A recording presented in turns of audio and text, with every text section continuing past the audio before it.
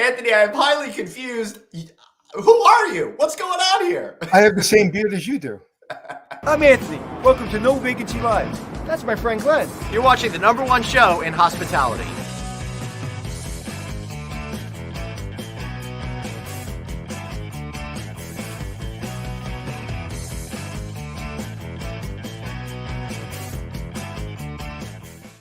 You know, one of the things I think is really funny, Anthony Melchiori, is how that I think you thought I was going to you were going to elevate me to wearing suits and collar stays and ties, looking good all the time.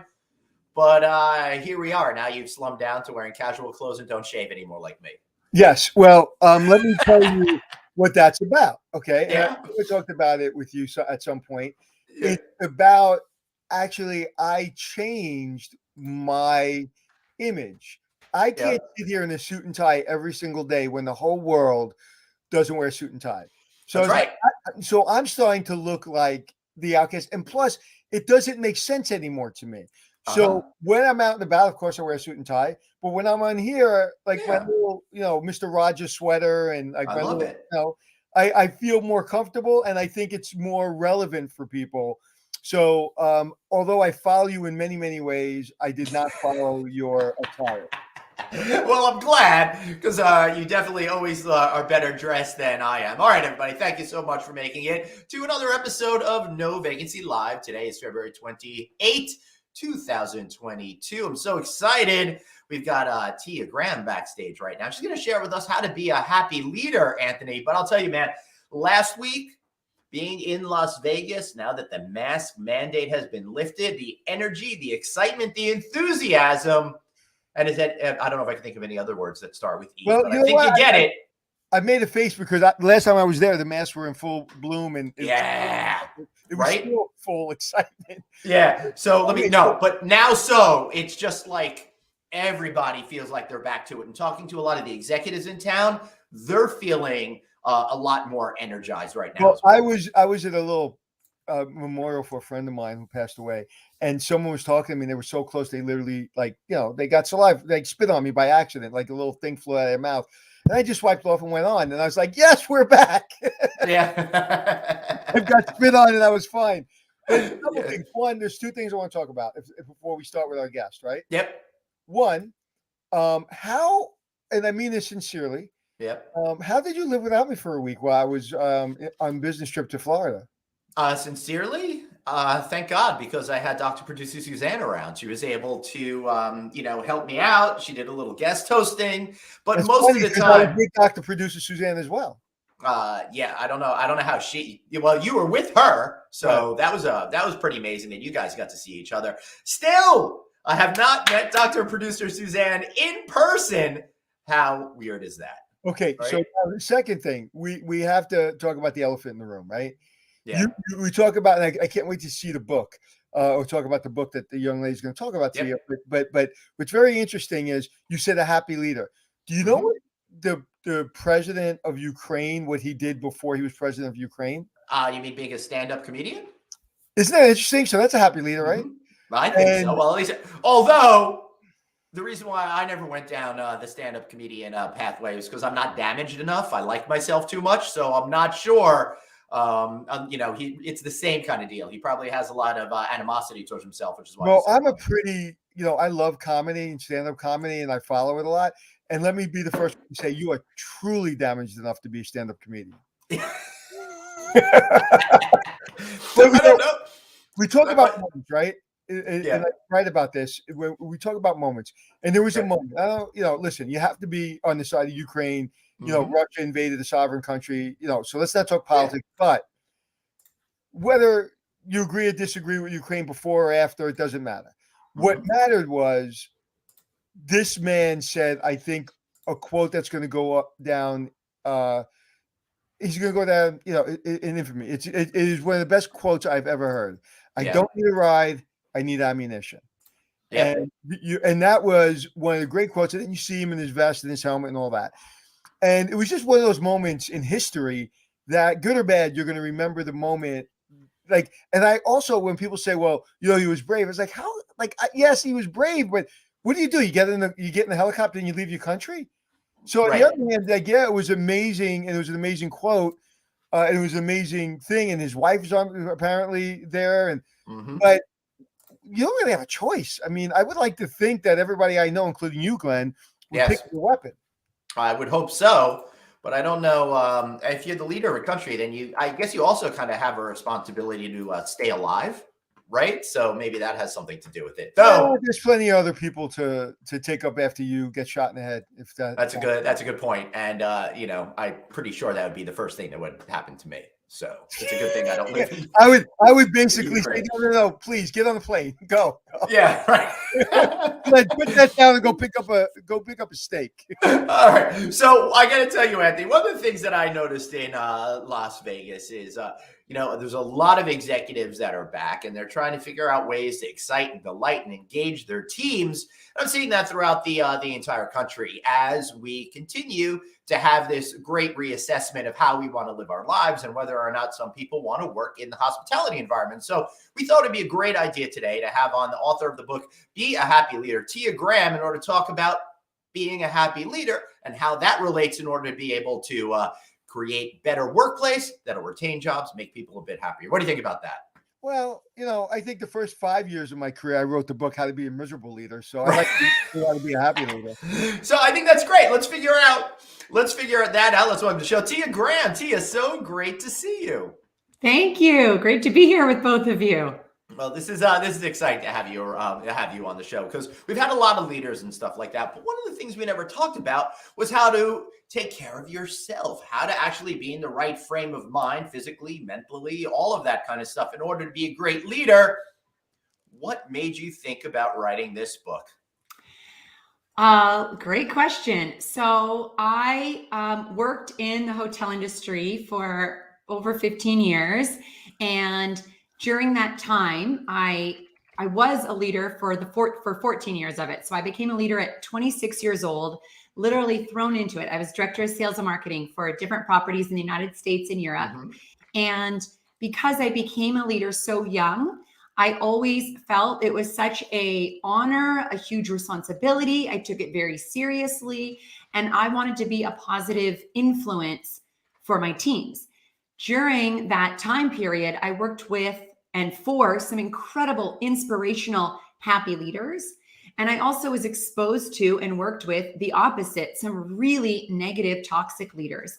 And I remember thinking during those times, how do these people have so much influence? How are these people in such positions of power, yet they treat people so poorly? So that was one huge motivator. And then the second was, I started my company, Arrive at Happy, about 5.5 years ago. And during that time, I've researched and got multiple certifications in the science of happiness and leadership coaching and applied neuroscience. And I'm a certified chief happiness officer. So there's all of this incredible research that is available to leaders. And so that also was why I wanted to write it. And being a leader is a really hard job. So I wanted to support them and help them be happy and then also successful. Well, being a person's a really hard job, right? And you have to start there. So I want to talk about that. Exhausting. But one of the things we've done this for a long time now, 2 years and over 2 years, and hundreds of guests. And I think you have to win at least top 5 best background, best lighting, best spacing. It almost looks like a green screen. A lot of people say that to me. Thank you. Fortunately, this is my home office. So I'm not the first person to say that. No. But that's one way. Let's talk about that. That's one way to be happy, right? It's one of the reasons I have a green screen is because I don't want to take over parts of my house. Because when I'm living around my house, I don't want to be reminded I do a podcast or I have an office or I do business. But Tia, I've chosen to go the green screen route because I'm a filthy, disgusting pig. So my safe place is my house. I don't have a room where I can just not hear noise or not hear my family. So I choose that. Well, for a long time I didn't. I just had a screen. But my point being is, it's so important because when I see your background and see your even the colors you choose and the plants and the way you put things in your cactus and the colors of the books and the different colors and the blue shelf and then the other color shelf and the white shelf and with the white and the black. I mean, everything makes sense. No wonder you were a director of sales. and everything makes perfect sense. And that really tells me that you care about your spirit, that space makes your spirit happy. Yes. Well, our environment, I mean, first of all, I agree with you. Being a human is extremely hard. And that's the first step, right? Is you start with yourself. But there are many, many factors that contribute to your happiness and to your well-being. And your physical environment definitely is one of those. So whether it's your, work where you work from home, or you're working on property in a corporate office, or, also just your home life, but putting attention and intention to your physical space directly affects your emotional well-being and your psychological well-being. Tia, I'm excited. I want to talk about what's behind her. One more second, Anthony. They'll let you take over. Here in our house, in our kitchen, in order to make the kids grab the snacks easier, we color-coded everything. And you did exactly the same thing with your books. Yeah. I love that clean look and attention to detail back there. Sorry, Anthony. Just wanted to. No, so my question was exactly that. And I mean this sincerely, because my friend Mark Summers, who's a friend of the show too, and has done Double Dare, and you know him if you saw him, or you probably know his name. He was president, and he was diagnosed with OCD. Have you ever? And I mean that sincerely, because I suffer a little bit from it. Have you ever suffered with that? No, but I believe my husband has OCD. He's never been diagnosed, and it's such a fantastic quality in a husband, because he has taught me how to be even more organized. Right. So Tia, plus you'll never have to worry about the oven being left on, right? Yeah, so I've learned a lot from him. His organization and everything is phenomenal. Wow, so there's two of you. That's scary. So, Tia, when it comes to being a happy leader, what are some of the things that you think right now are preventing people from being fully happy in a leadership position? Yeah, great question. So one is technology. I know that there's a sense of overwhelm and burnout and high levels of continuous stress, because there's the expectation of being always on, whether it be with your laptop, with your phone, news, social media, email, Slack, Zoom, Teams, etc. That people don't feel like they have the space to take a breath, to relax, to recharge. And so I know that is one contributing factor, especially because of the addictive nature of our smartphones and of email and, just all the pings and dings that we get. Yeah. That's one as well. The 24/7, you were talking a little bit about what's happening over in Europe and Russia, the 24/7 negative news cycle that that leaders need to be very conscious and intentional about how, when, and what they consume, so that it doesn't negatively affect their psyche for the rest of the day and for their whole week as well. And also the amount of hours that people are working, and that they need to take more time for sleep, for exercise, for meditation, time with friends and family, time on learning, hobbies, of really having a richer life, and not just one that's work, sleep, repeat. So many more, but those are some big ones. If I can, Glenn, can I ask a quick question? Yeah, but you don't have to ask me permission. You have to ask Tia permission now. You're my boss. I have to ask you permission.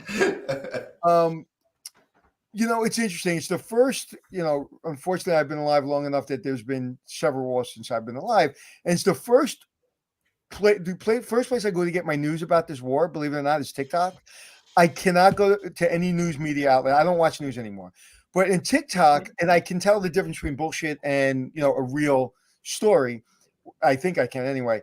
And it was very, very interesting to me, because I'm being fed content that actually makes me kind of not only more interested in it, but also gives me an education in history, like the history of Ukraine, the history of Russia and Ukraine. So I've been watching and listening to a lot of history more than the news. And when I saw the prime minister or the president in the streets, he said these words, and those words kind of were inspiring to see. Listen, again, I don't have to agree with him. All I have to understand as a father, as a family man, and as a person that runs a business is, you can take what's mine, my land, out of my cold dead hands. And we all relate to that, whether you're a mother, like if you have children, Tia? I do. I have 2 daughters. So if somebody went over and disciplined your child or did so, I mean, there's not an explanation of how you would protect your child. So, Right. So believe it or not, I feel what you feel like you can't go to the news because it'll bring you down. So you have to choose wisely. But Mhm. one of the things you're saying, a lot of things you're saying, is really how to be a happy human, right? Because you can be a happy leader and be a really bad leader. Right. I've known, matter of fact, I always say, if you describe me, if you describe Anthony's a really nice guy, I lost. I want to be described as he's really fair. He's a good guy, but he's fair. Yeah. In other words, I'm a tough SOB, but I'm also a very fair, nice person. So tell me the difference. Tell me, because I had not read the book, unfortunately. I will read the book, but tell me, explain that. Yeah, absolutely. So I have the book is full of stories as well, but there is an 8-step methodology. So the first step is called Start With You. And that are strategies and tools based on the science of happiness and neuroscience on how to be a happy, how to have a life of well-being. That's the first step. In terms of leadership, it doesn't just stop there. So in terms of being a happy leader and really creating a happy team that is successful and that is loyal, there's a lot more to it. So for example, there are steps about how to create really connected, authentic one-on-one relationships, how to create a team that has psychological safety and trust that truly performs well, how to measure what matters and not focus on the lag measures. There's a step in there called zooming out, how to have a really wide perspective so that you don't just see business from your division or your team, for example. There are steps in there about mindset and many others. So in order to be a happy leader, you have to start with yourself, because you can't fake it, even in this virtual world. Right. Emotions are contagious, and your team knows if you are well or if you are completely angry and stressed all the time. So that's the first step. But then there's a lot more to being a leader that creates really happy, high-performing teams. Right. So in order to be a good leader, you have to be in the right mindset and give off that aura that you are ready and willing and able to be a happy leader. So that one comes next. Right. Exactly. Yeah. So you just touched on, there's another step in there called Be the Spark. And this is not about extroversion or introversion. It's not about being nice or being fair, right? It's being authentic and being real, but realizing that you have a huge influence. And I have this term that I say called the happiness imperative. If you are not happy and well as a leader, you are stifling people's creativity, productivity, sales, teamwork, customer satisfaction. And actually, the research shows that if you're a toxic negative leader, you negatively affect your team's spouses and children. Right. As a matter of fact, responsibility. Pre-pandemic, Anthony, when we were speaking at the Stonebridge conference,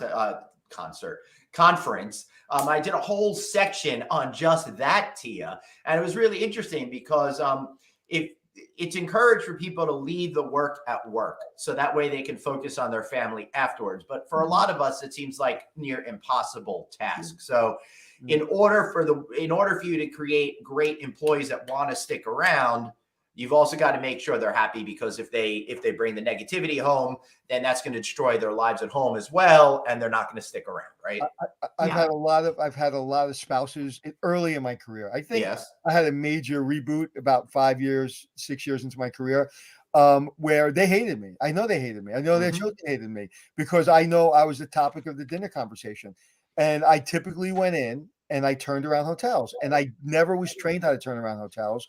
So I had to figure it out. And unfortunately, there was a lot of people's emotions that probably were casualties of my insecurity, my inability, my lack of resources, my lack of creativity. And then when I realized my resources, my creativity is right in front of me, it's the team, I think I became a much better manager, a much better person. But that is really, really difficult. So, Tina, when I ask you, because I've learned a lot more from the negative experiences I've had, because unfortunately I've had a lot of them, a lot of negative bosses, a lot of people, I call them, water the carnation, right? Back in the 50s and 60s, the general manager was the boss. He was the leader. He would water his carnation every day and he'd go to work, right? And to me, that's when general managers wore carnations. To me, how did you, as a person that you can immediately sense just the way you show up, how did you take that negative boss and still be that person, still be that? Because it's not only about just showing up and being happy and getting your team, it's giving a crap, because what they take out of you is the giving a crap. Yes. Such a great question. And there are several people, obviously I'm not going to name names. Yes, come on. That come to mind. I'll name mine. That come to mind. So, I'm not going to lie. It's definitely demotivating, right? When you're in that situation, it is demotivating. And so you need to work extra hard to take care of your own emotional, psychological well-being, and then be that strong person for others. But really what motivated me were the others, right? So there's a layer. I was working with 5 hotels in New York City, person above me, I'm here, and then there's several people below me. And what motivated me every single day was that whole group. It was like, I am not, these are incredible people. These are really strong sales directors. I want these all hotels to be successful. I'm passionate about this company. And so I learned to create, in a way, this shield where I would take it in, but because I was exercising, I was eating good food, I was having fun with my friends, I knew my worth and what I was trying to do. And I also knew I wasn't going to be with these 5 hotels in New York City for the rest of my life, right? It was a 2-year experience. I was also learning a lot, right? From both ways. And so that, I think, is the short answer, is take care of yourself in all senses, and then understand your why and the meaning and purpose you get from work. For me, it was that incredible sales team and those humans that I respected, and I wanted to see them be successful. And that is how I didn't let it consume me, but yeah, did I have horrible days and, times where I was like, this is nuts. I can't, should I leave? Should I go find another company? I don't mean to be rude, but I was looking at your background to figure out if I can figure it out. And I know exactly, because as soon as you said, I was like, okay, I've been in New York my whole life. So it could be very toxic, but on the other hand, it's so, when you get a good leader or you get a good person that you want to work for, it's like you're so, like, it's like you're in a different world. Yes. And unfortunately, I only had what I really feel to be great leaders in the military. And in the military, I've had good people I've worked for, people I enjoy and I like. The Miller Global Group in Denver, love them, the best people I've ever worked for. They were great. But would I say they were leaders? No, they were owners, and they expected me to manage their properties, and they gave me space, right? But I've never really found outside of the military those leaders that made me happy, made me really want to perform. I perform because that's who I am. And the ownership, the Miller Global Group, they gave me space. So I really loved, to this day, they're the best people I've ever worked with. I love them. And it's just so inspiring because you're willing to give. And high performers like ourselves, right? All 3 of us, when you give us space and you give us enthusiasm and you pat us on the back, and we don't need a lot of it, once every 5 years, and I'm good, we can take over the world. Yeah. Anthony, you said something I want to comment on, though, that what I teach, and, I went over to Denmark to become a certified chief happiness officer for happiness at work. That's cool. A lot of this, it's not that leaders don't want to do it. It's just that they haven't been taught. They haven't been, they haven't had the experience. I went through this program called Leading Starwood when I was 26 years old. This incredible program. Not everyone has that opportunity to learn that, especially as a young leader. And for example, there's a new class at Harvard Business School called Positive Leadership, which is basically being a happy leader. This is not taught at all the different schools and all, this is really what's coming. But anyone listening that doesn't feel, if they're like thinking, I'm not that, it's okay. You probably haven't been taught, but you can. All right, Tia, I got a question. So you want your people to be successful, and I'm talking about ownership, maybe picking a general manager, right? Going back to what you just said, you want to give them all the tools to be successful. So you teach them this, that, and the other thing, but nobody ever teaches anybody then how to be a good leader. How can we, as potential leaders, learn what we don't know, so we could be good leaders? Yeah. So a really easy, very inexpensive way to do so. There are fantastic positive psychology business books. So in addition to mine, for example, there's one called The Happiness Advantage by Sean Acor. There's another one called Put Happiness to Work by Eric Karpinski.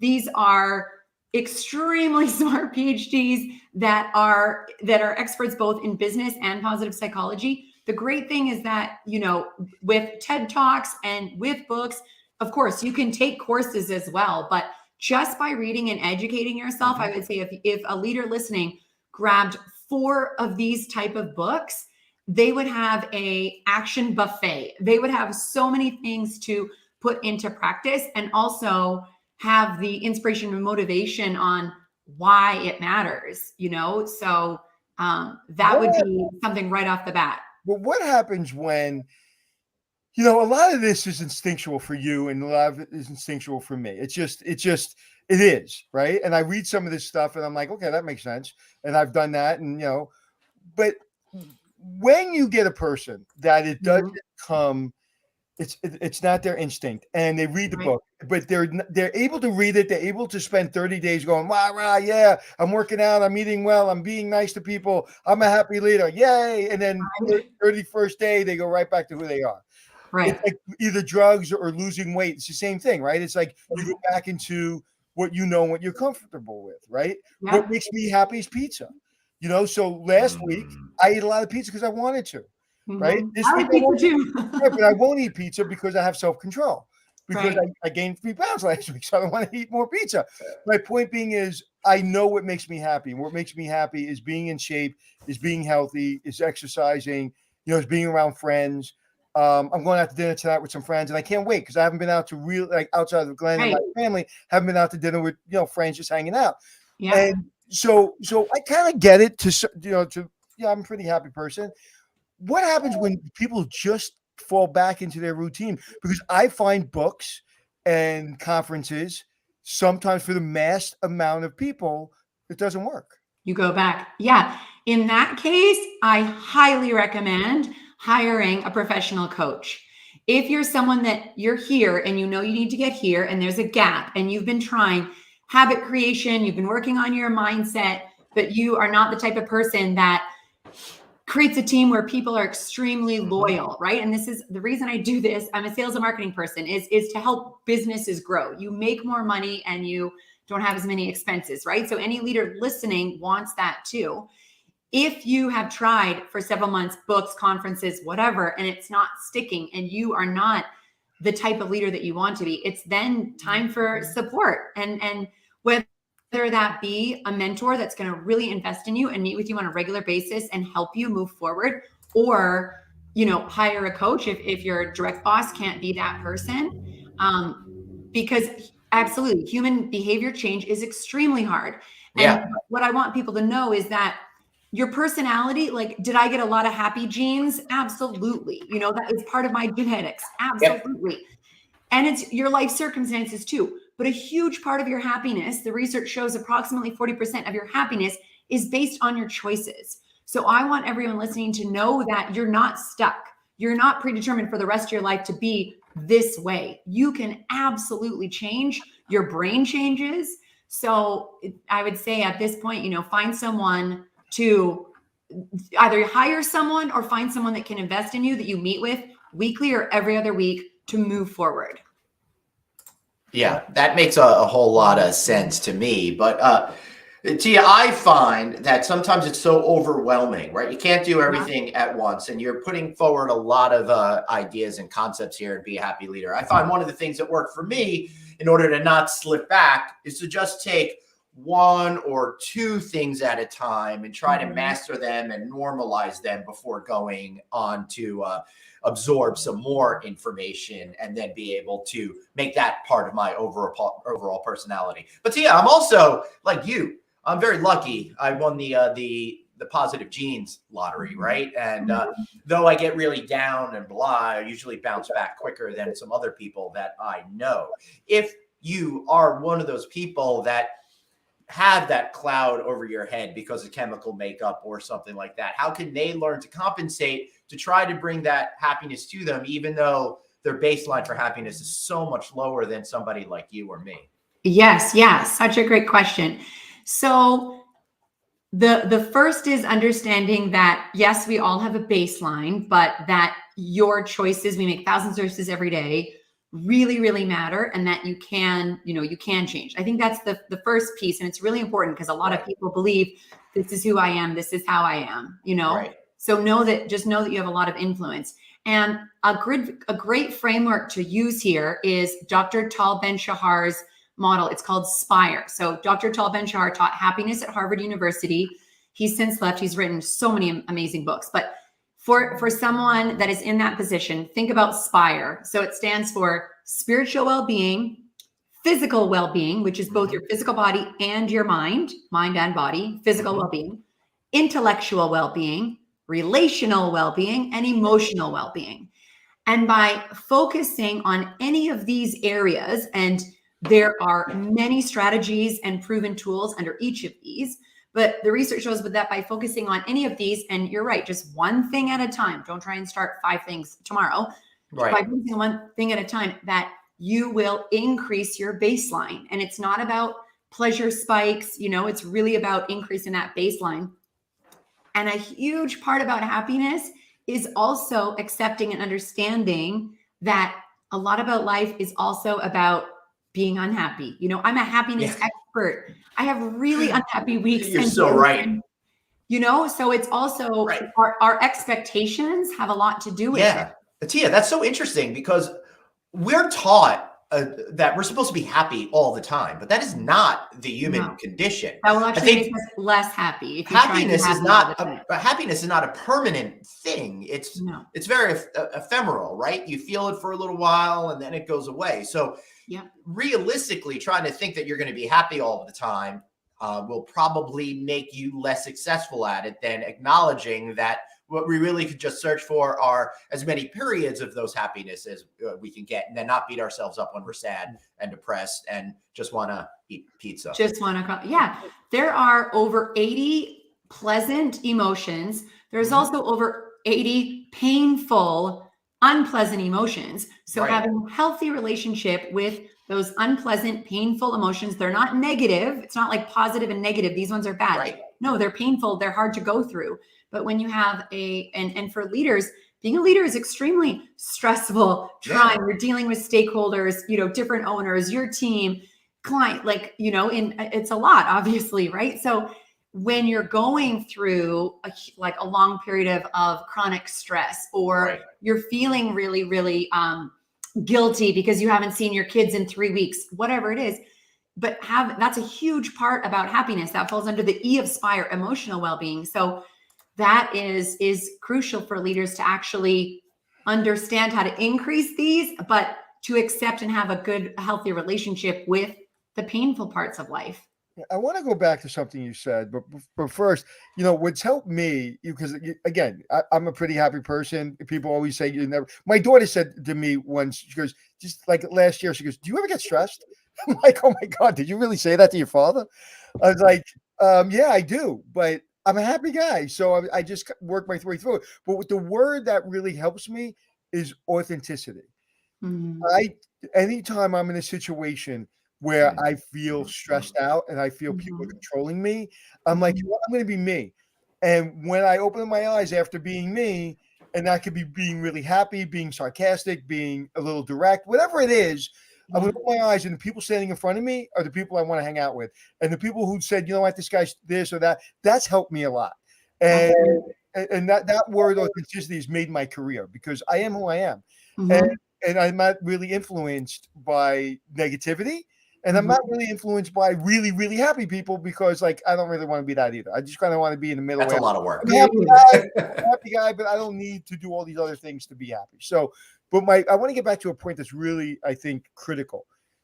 When you said hire a coach, I guarantee you half the people watching you and listening to you roll their eyes. Yep. Because, Really? I don't have the money. I don't have the time. I don't know where. They're all full of shit, blah, blah, blah, blah, blah, right? However, if you get into the corporate office in this C-suite, and these guys who are making millions of dollars or hundreds of thousands of dollars, whatever they're making, they all come with coaches. Yes. Yeah, they do. Yes. So these Think people- about world-class athletes. They're amazing. What do they have? A coach. Coaches. I always said, where people like Fascinating. ask for money, like I had an agent, right? I had agents, so they handle a lot of stuff. It's a lot easier to have an agent to yell at somebody to get more money than it is to do it yourself, right? Right. I have, coaches. I've had coaches. I have a trainer I train with 3 days a week. Yeah. Thank God he was teaching me yesterday. He made me do something. I don't like jump roping. I love it, but I don't like doing it. Mhm. And I had to do, meaning I like what it does for me, but I don't like doing it. I had to do Right. 8 minutes worth of jump rope, right? And it was 2 minutes. And about 6 minutes in, I dropped the rope and I used the F word and I said, hate. I said, I effing hate this. I've never done that before. I picked up the jump rope. I kept on going. And as he's looking at me, I'm like, what I meant was I love this. What I meant was I don't want Vince to get mad at me. What I meant was this is great. But for that moment, I just had to let it out. But then I kind of got back into don't question Vince. Vince knows what he's doing. I love Vince. Thank you for putting me through this. Thanks for pushing me through. Right. So we all need coaches. Yeah. So I wish I had coaches way earlier on in my career. I had incredible mentors with different hotel companies. But I mean, if for anyone listening that is rolling their eyes. So first of all, CEOs and VPs and all have coaches. So you want to be a CEO one day, but you think like, oh, I don't want to go. They all have them. Also, there is an international coaching federation. So if you want to, it's not like there are a lot of people out there that say they're coaches. They haven't been educated. They're not certified. Right. And so I would say find someone that is certified, that's gone through a credible school, that actually knows how to coach professionals. And for the case, or I'm going to use the word excuse about money, starting off, coaches are maybe $100, $150 an hour. So if you think that you want to advance in your career and you're thinking, oh, I could, it's another night out at a restaurant, or I could invest in my personal professional development and actually get promoted, create the life that I want, be the husband or wife that I want to be, etc. I would say skim down on, I don't know, eating out and buying clothes or whatever, and invest in yourself, because this is an investment in your business and life success. It's not like, I don't know, some woo-woo like spiritual. This is like what CEOs use. Well, see, but that's Glenn, did you want to say something? No, go ahead. I'll take over. Okay, so let's get to it, right? Because I am the first person to be skeptical. I'm the first person to say, go scratch your butt with the coach. Go, even the name of your book, Be a Happy Leader. When I saw it, I was like, yeah, whatever. And when somebody tells me he's a coach, or they write a book called Be a Happy Leader, I'm the first person to go say whatever. After speaking to you and listening to you, I want you to coach me. It's like you make me happy. Like you make me want to hang out with you and to listen to you and to learn from you. And I wish that you and I worked together. I don't know if you. Well, it's a good thing she does training and consulting at. When we were in the city, I don't remember if you and I ever touched base or ever met each other. I don't remember. Did we? I don't think so. Right. No. But anyway, I worked with Starwood when I was at Tishman. We did the Westin. Yes, I remember. Right. Yeah, if that didn't kill you, nothing will. But so you have to get over the stigma of coaching, stigma of be happy. Billy Joel said it the best I've ever, like 15 years ago. And somebody said, so, he had ups and downs, his manager stole from him. He had divorces, all kinds of things. And somebody said, are you happy? He said, I'm content. And he goes, well, are you happy? And he said, let me repeat, I'm content. Right. He goes, what does that mean? He goes, sometimes I'm really unhappy. Sometimes I'm really happy. But overall, I'm content. Yeah. And so is that okay to be content?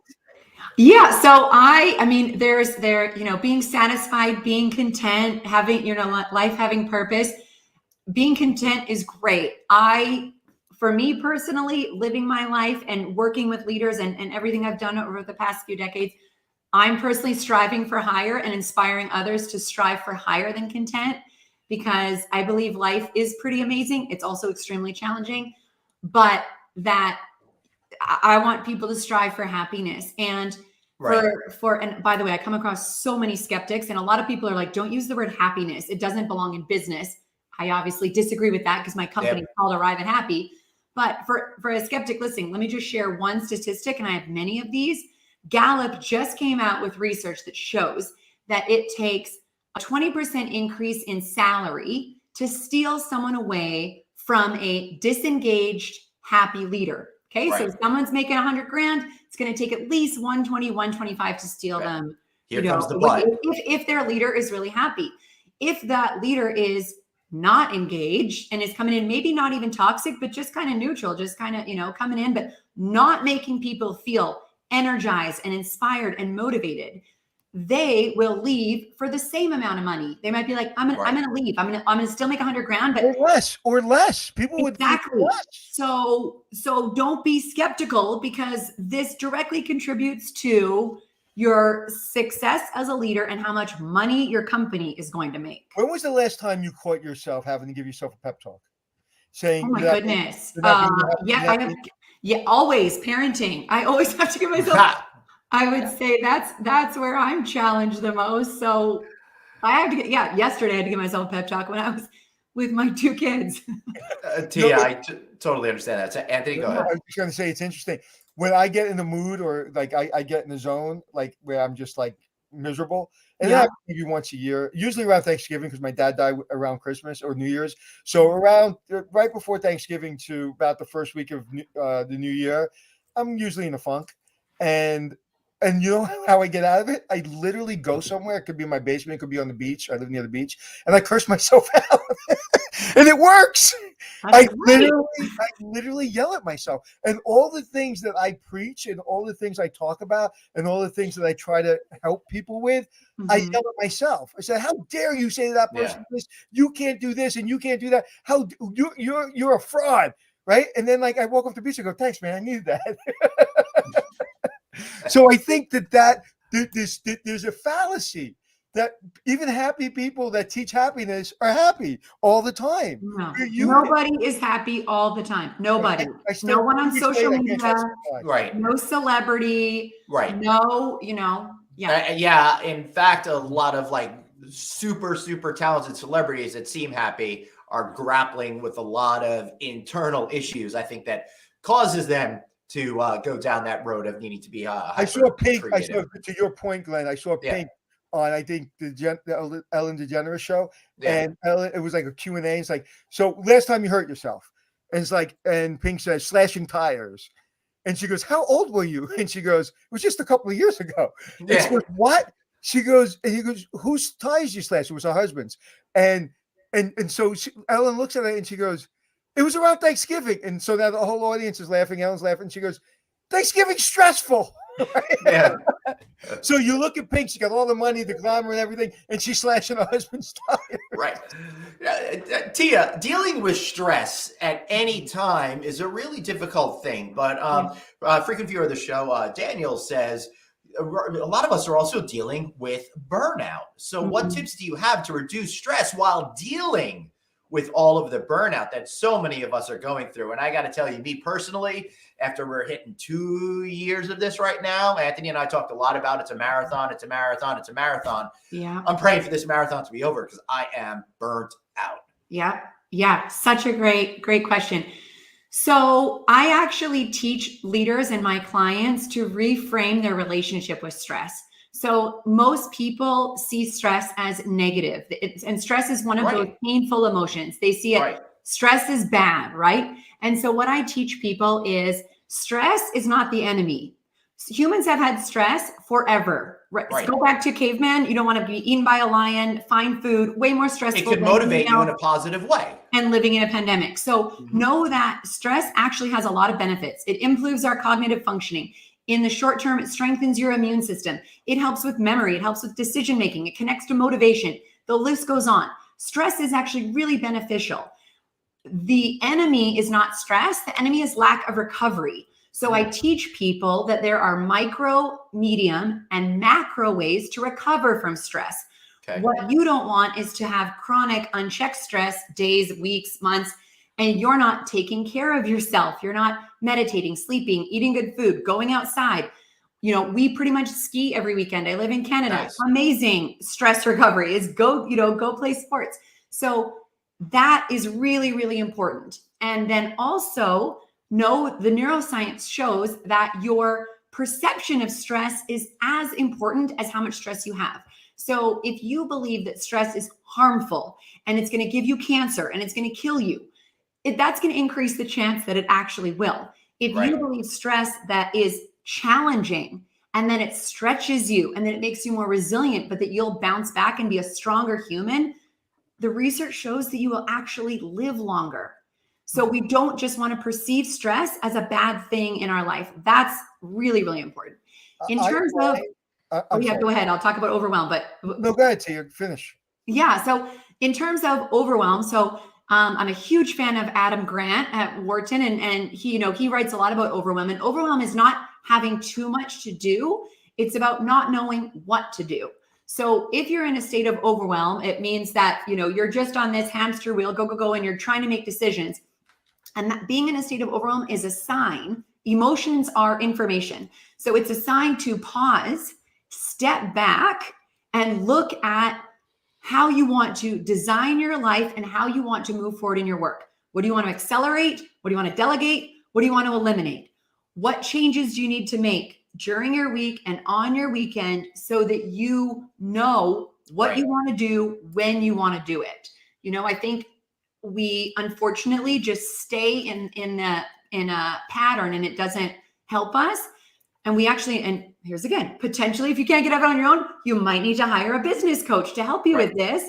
But that's my advice is to pause and step back and put pen to paper and think about, what are my 3 big goals in my career? What are my goals for my family life, my health, my finances?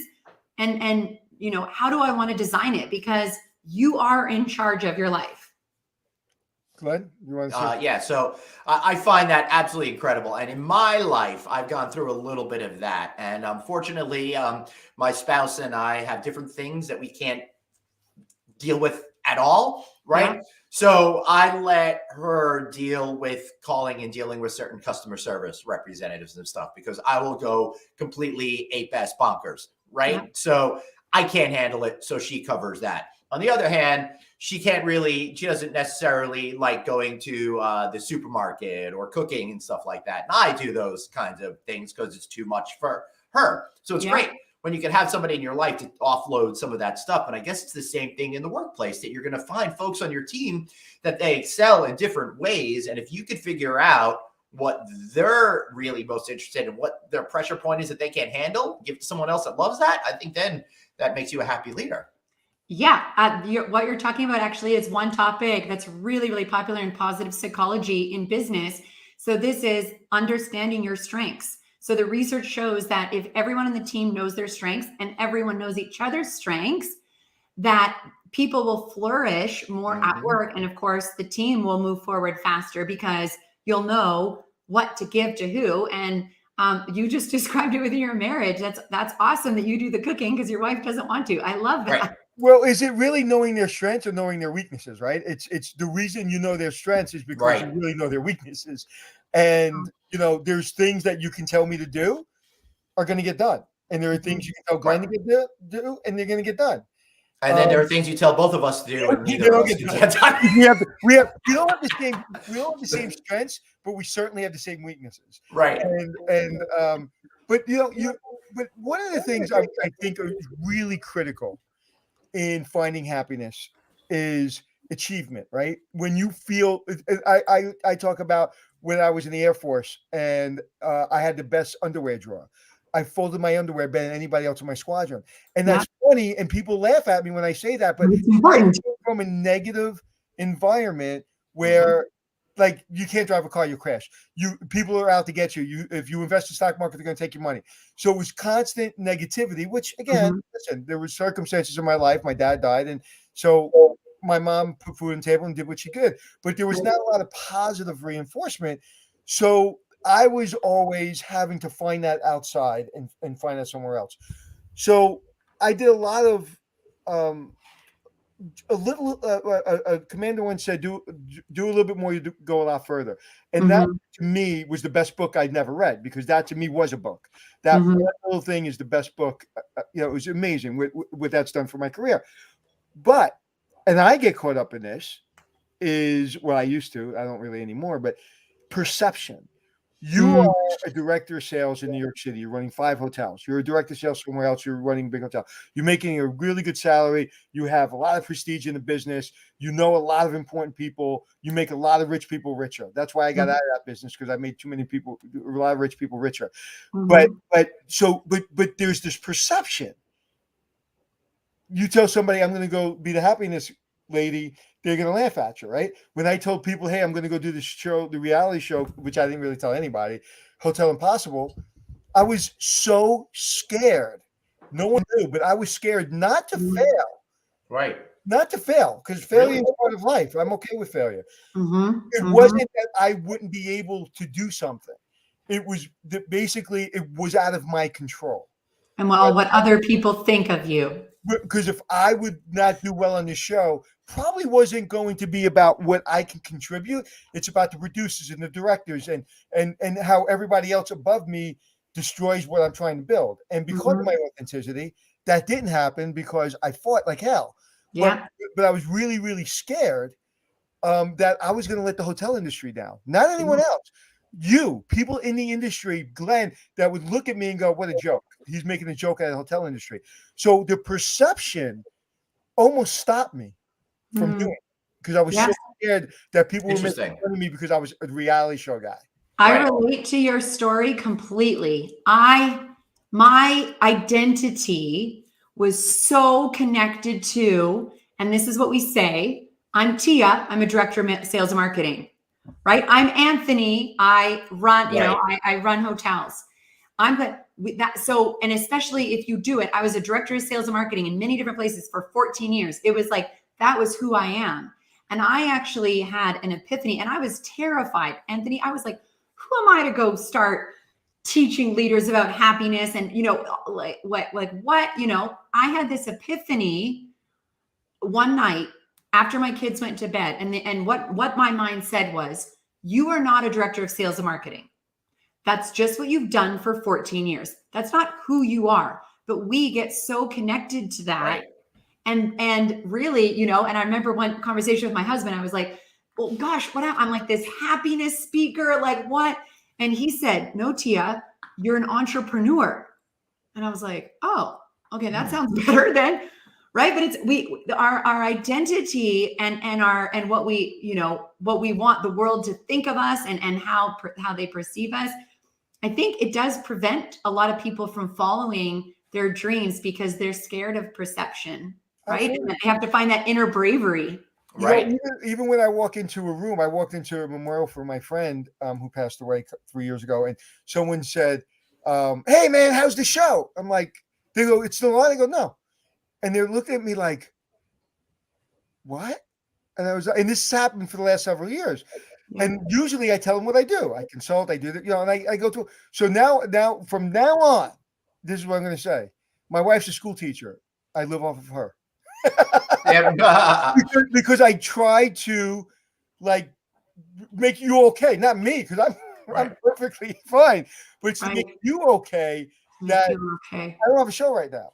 Right. Yeah. And that to me is why most people don't do what they want to do, is because of other people's perception. And then when you go to that other thing and you fail at it, there's a reason why you shouldn't have done it. Right now, thank God I was successful at it, but they would have crapped on me if I didn't do well at it. And that to me, and then when you try something else and you maybe I tried that. Now I try something else. And if I fail, people are going to gun for you. How do you teach somebody to block that? Oh, such a great question. So there's a great book called The Crossroads Between Should and Must. Should is all the shoulds from your family, from society, from your community. you should do this, you should get married, you should, all the shoulds that the world puts on us. And must is, what does your heart desire? What must you do? Because you're only on this planet for a really short time.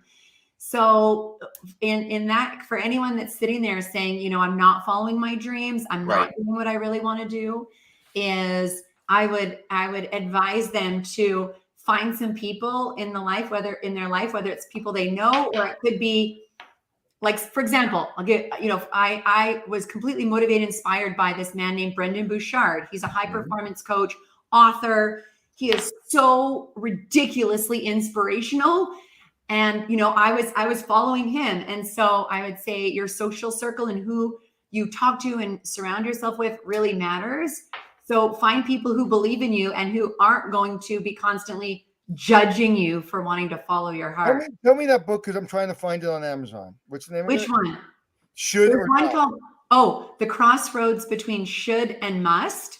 By the way, I have 1,000 book recommendations. Yeah, it sounds like it. You are a fountain of information. Yeah, High Performance Habits is one of Brendon Bouchard's really great books. But something I did, this is really simple, and in positive psychology, it's called a word primer. So I was really terrified to leave my huge job, big bonuses, title, everything.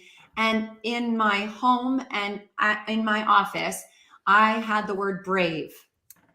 And as I was building my business on the side, as I was studying at night while I was still a director of sales and marketing, every single day I looked at that word at home and in the hotel. Let's talk about that. I think that is so critically important. I talk about this a lot.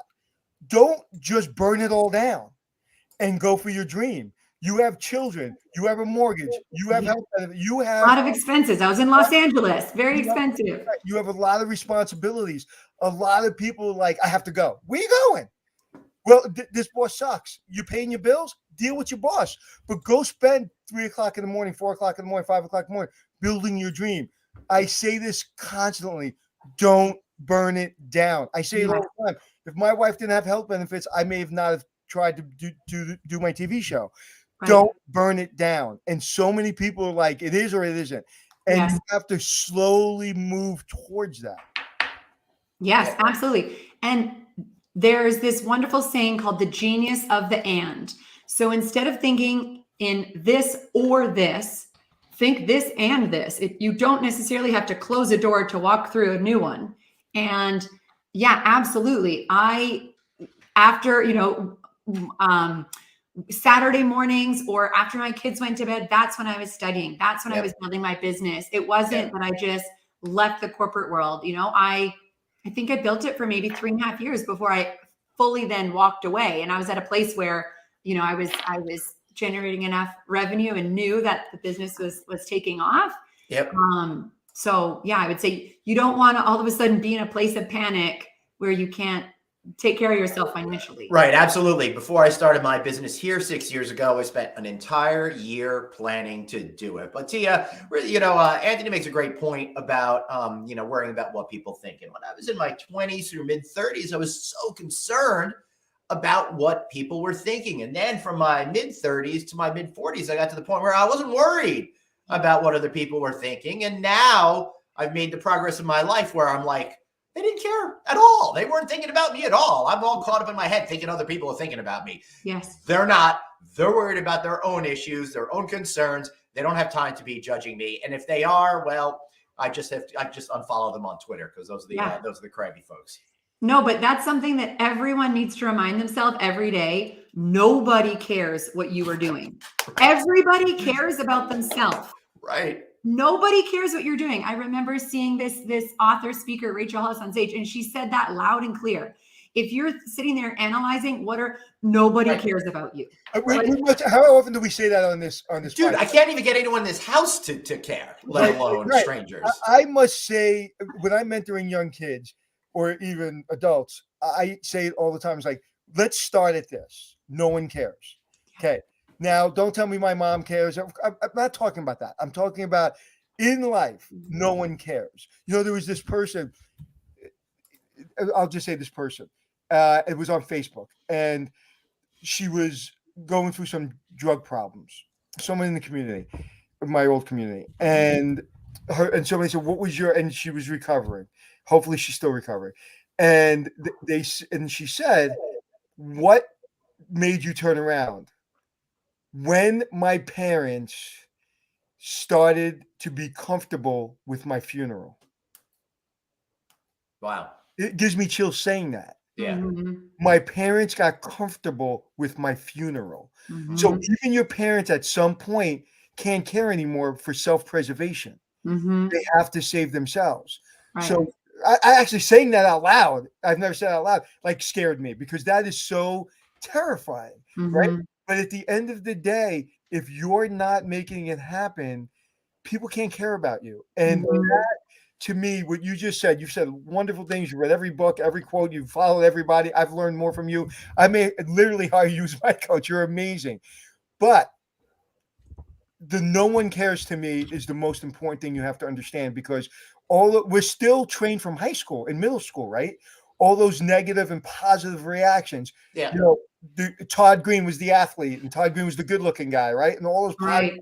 And I was the short guy. It was cool. Yes. Right. I was the short guy with the receding hairline. Right. I went in the military, although I was kind of cute. I went in the military. Still are. And so but we all have those memories because they were so compressed. Yes. They were so tight in those 4 years of high school. Yes. And then some of us go on and forget about high school, and some of us still hold on to high school. But know that social media amplifies this. You know, if anyone, you know, please watch The Social Dilemma if you haven't. No, you were talking about TikTok. I can't watch it because I'm afraid. No, you need to watch it. It's highly addictive and it's for ad revenue. Now, I love staying connected with friends and family. I sold a lot of books because of social media. Great for business. There's positives to it, but it amplifies comparing ourselves to others and thinking that other people care because you get this many likes or this many shares or whatever, all these crazy metrics. All pretend. You know? Yeah, but we need to be really cognizant of. My friend Grant Cardone, who you may know. Yes. I don't watch him anymore because I don't want a plane. And I don't want Grant Card's plane either. I agree. Right. And I love him, and he's a friend of mine, and I think he's done amazing things. But when I watch him, I find myself being like, oh, maybe I do want a plane. No, I don't want a plane.